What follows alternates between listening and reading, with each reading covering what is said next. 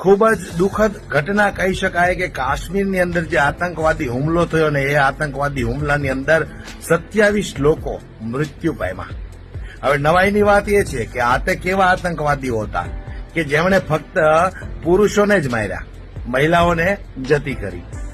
અને એક એવું બહાર પાડવામાં આવ્યું છે કે ભાઈ આ લોકો અમને પૂછીને મારતા હતા કે તમે કયા ધર્મના છો. આતંકવાદી કોઈ દિવસ કોઈને પૂછીને મારે ખરો?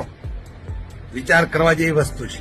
અને હવે હું જે તમને બતાવવા જઈ રહ્યો છું ને એ જોઈને તમારા રૂવાડા બેઠા થઈ જશે દોસ્તો. પંકજ જૈન ઉજ્જૈનના છે. એમણે 7 તારીખે પોતાના ફેસબુક આઈડીમાં એક પોસ્ટ લખી હતી.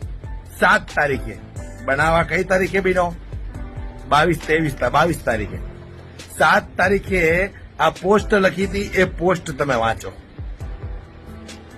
વાંચ્યા પછી તમે વિચાર કરો કે આ પંકજ જૈન નામના વ્યક્તિને કેમ ખબર પડી કે કાશ્મીરની અંદર કંઈક નવું થવાનું છે. કારણ કે આ બીજી એક પોસ્ટ છે ને એને પણ તમે નિરાતે વાંચો.